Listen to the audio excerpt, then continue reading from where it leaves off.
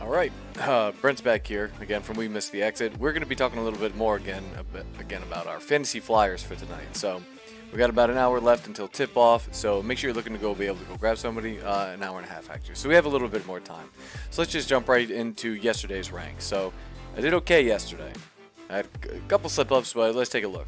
I said go grab Wiseman. He only played 26 minutes, but he put up 23. 7, pretty solid. No blocks, no steals, no assists, but still pretty good. I said Bagley is my number 2 guy. Put up 21, 12, 1 assist, 2 steals. I mean, that's a pretty good one too. I put Cole Anthony. That guy laid a turd. That was terrible. I shouldn't have done that. He was trash yesterday. So that's my fault on that one. He was pretty bad.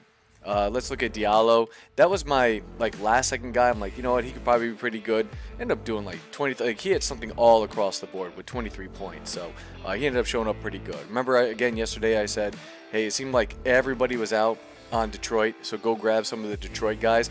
I said 3 of them, which normally I would say not to do, but it's pretty much 3 guys that put up great numbers for Detroit. I think they ended up losing anyway. So anyway, did okay.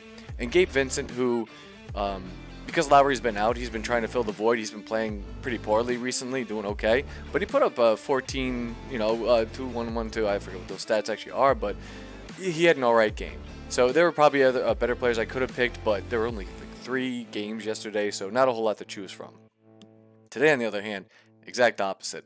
We have games all over the place. So we'll talk about my rankings, even though it's going to be it's really going to be a crapshoot at this point. But anyway, let's get down to our first few games. Porzingis is out. I say go grab Avdia and Gafford. Gafford's really just going to be like a rebound guy. He could put up 4 points, 12 boards. Avdia, he's going to either play very well or he's going to do poorly. I think, depending on what you need, I think Gafford's going to be the better pick. But Avdia, he needs threes, stuff like that. He could stretch it for. He could go off. It all depends. We'll see. Simmons, and then let's look at. I don't think anything with Atlanta. I think anything with Milwaukee's going to be any good. Although Javon Carter's been playing, so he was good when he filled in for Drew Holiday for a little while, but I don't think he's going to be anything significant. If I'm looking at Brooklyn, though, I see Simmons and Sumner are going to be out, and so Cam Thomas is in 31% of leagues, and he put up 22 points, I think, in the 2 games that he's played with those guys out, and he's in 31% of leagues. I don't know too much about him. I don't know if I'd want to take a stab at him with this, but he might be pretty good if you need points and stuff like that. He actually did okay. I mean, I can take a look at. No, I can't take a look at his games, but I would go and look at Cam Thomas if you can. Let's look at our next game. I didn't think anything big was going to happen with Chicago or Toronto. All those guys are pretty much all picked up in their starting lineups. You might want to go. I mean, Caruso probably isn't going to be picked up very much, or Beverly, but they also don't put up huge stats. Caruso's more like you want him on your team if you're a fan of the team, not so much fantasy. He's just one of the best perimeter defenders in the league. So I don't think anything significant with those. Let's look at the Lakers. Russell is likely going to be out, is what it's saying. Game time decision. I'll refresh it just to see real quick. He's still game time decision. LeBron's going to be out too. I'm saying go grab Schroeder. Schroeder's been pretty good recently. If I'm taking a look at him, look at his last few games. 16-8, 13-8. Those are pretty good ever since being at All-Star break with those guys being out. So he might be a good grab. I have him as my number 5 for the top 5 today. Hachimura. I think Hachimura is going to do okay. Same with Vanderbilt. Vanderbilt's 31% of league, so good luck going and getting him. However, I think Hachimura is going to do okay. They snagged him. They got him in a trade before the trade deadline. And he's been, I don't want to say pretty inconsistent, but he still might be a pretty good pick for tonight just because of them out. My only hesitancy with them, why I don't have any of those guys other than Schroeder in my top 5, I would have put them higher. Hachimura, I probably would have put on my list. They're going against Memphis. Memphis is a defensive team, so I usually try not to pick guys who are going to go against pretty strong defensive teams. You want to go against, looking up right here, next game, Denver and Houston. Just terrible defensive teams. Those are the guys you want to go grab. I only had 1 pick out of this one. I see, real quick though, with the Memphis one, Adams is still out. Tillman's 2% of games. He'll get you boards. I don't think he's going to be very significant, but if you need boards, he might be able to be a good grab. Tate's out on Houston. Kenyon Martin's only 17%. Jabari Smith is 36%, which is less likely to grab him. But those 2 guys might be good grabs today if you need a flyer. Again, that should be one of those high-scoring games. Like the other day, there was a double overtime of 174 to 176. That could be this team without the double overtime. So, maybe go grab one of those guys somewhere. Gordon is back. He was hurt for a little while, so I don't think there's going to be too much going on here. Looking at the next game, Sacramento and Oklahoma City. Gilgeous-Alexander's out again. Dort's still only 25%. He might be a good grab. Isaiah Joe, and I wrote on here 2% of leagues. I don't know anything about him, but he's been getting 25 plus minutes per game, and he's put up numbers pretty similar to like what I was saying about I forget his name. The other guy from, where is he from? Oh, Cam Thomas.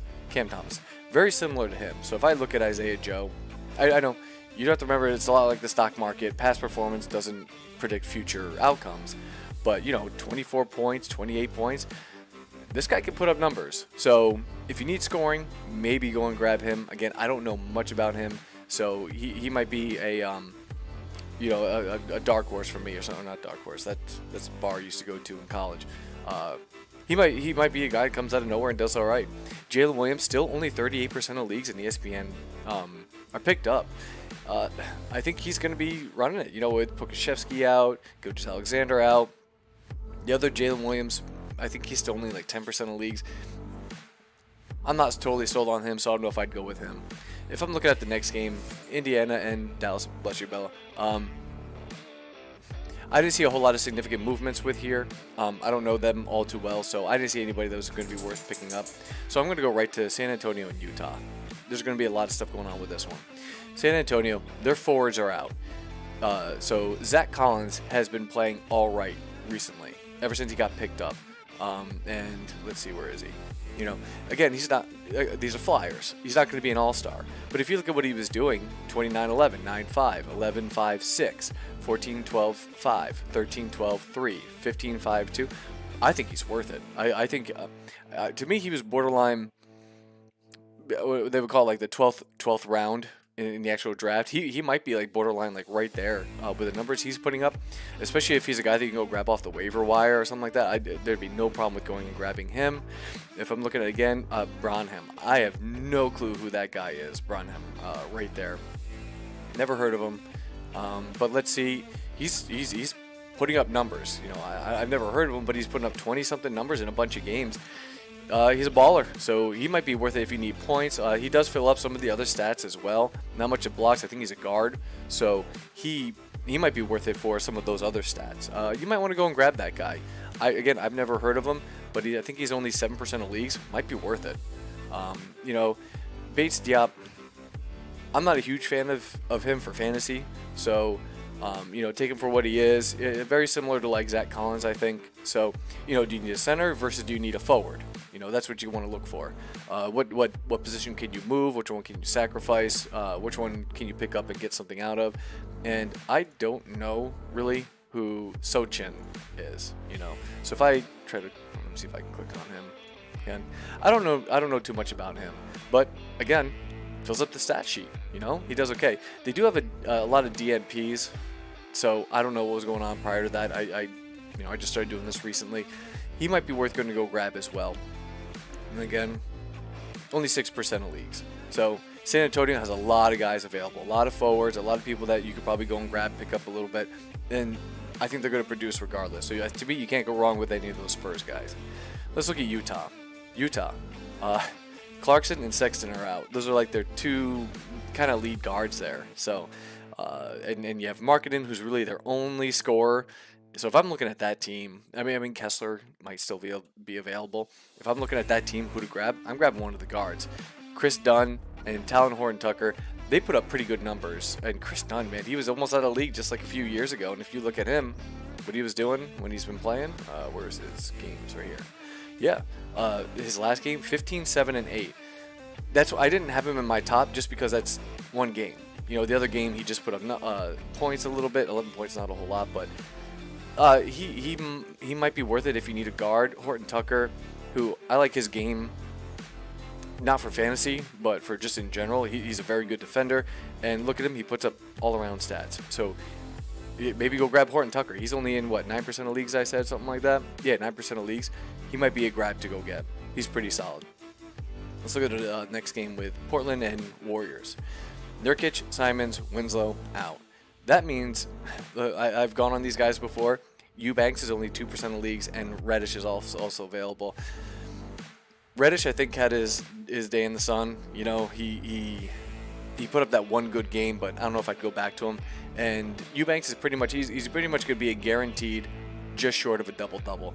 Like, look what he's doing. He's going to fill up the stat sheet. I think I have him or had him a couple times in my league, so he might be worth it as well if you want to go with if you need a center, somebody to just give you boards, block, maybe might give you some defense, more of a playmaker, score, that kind of stuff. But who knows? He might be worth it. And Reddish, yeah, he's only 5% of league, so if he's available, here's my problem with him. You know, if you look at his shooting, you know, 7 of 12 is pretty good, but 7 of 18 is pretty hard. And then he only took 3 shots last game in 31 minutes. So if you need somebody all around, and maybe if you want to gamble on Reddish, you can go for somebody like him. But if I go with a sure bet, I'd go with Eubanks over anything. And looking at Golden State, you know, the usual guys are out. Curry, Payton, Wiggins, Iggy, they're all out. DiVincenzo, still only 12% of leagues. I think he's going to revert back. He's not going to score as well with this game. Reddish is a pretty good defender when he wants to be. I think he's going to just, and Thibault, I mean, this guy is one of the best defenders, perimeter defenders, you know, before the injury and stuff. So I think if he's guarding DiVincenzo, he's not going to, I don't think it's going to be worth it. So I wouldn't go with him, but that was just a guy that probably is going to get some good minutes or something. Maybe Thibault will end up guarding Klay Thompson. If that's the case, he'd probably be worth it then, because they'll probably put Reddish on Poole, and then if Lillard's guarding DiVincenzo, then it might be worth it. I don't know how the defensive schemes are for them. I don't look that far into basketball. So if I'm taking a look now at our next game, we have Minnesota. All right, this is where I get myself into trouble. Towns is out. Gobert might be out. Let me update real quick just to see if they're coming out. 10 o'clock game, so you're going to stretch it out late. I don't think Gobert is going to play, which is why, as you see, Reed is my number 1 pick. I'm taking a gamble. I'm playing like one of the worst teams in my league, so I would go and grab Reed because I'm like, I don't care. I'm up like 7-1 against this guy, so you know, just as a gamble, I would go and grab Reed. But if not, if you want to go with a more sure bet, you have McDaniels and Anderson. Still, very few people have picked him. And then, you know, 25% with McDaniels, 18% with Anderson, and Reed only 3%. When Gobert was out the other day, Reed put up 39, 3, 5, and 2. Now, do I think he's going to put up another game like that? No, but I could easily see him putting up an 18, 12, 2 assists, 2 steals, and a block. You know, something like that. Something to just kind of fill the stat sheet a little bit. So I'm taking that gamble because I don't care. You know, I'm already kicking butt in my league. So anyway, those are my picks. I have Reed, Dort, Anderson, Avdia, and Schroeder. So again, you know, let me know if you think these picks are doing okay. Let me know if I'm getting them. I can always tell you if I'm getting anything right. But again, this is Brent from We Missed the Exit. We're going to be doing our podcast hopefully this weekend. We're going to be able to get it out, talking about our fantasy trophy grabbing thing, whatever thing that Kirk came up with, whatever. So anyway, this is Brent from We Missed the Exit, and hopefully we'll see you tomorrow.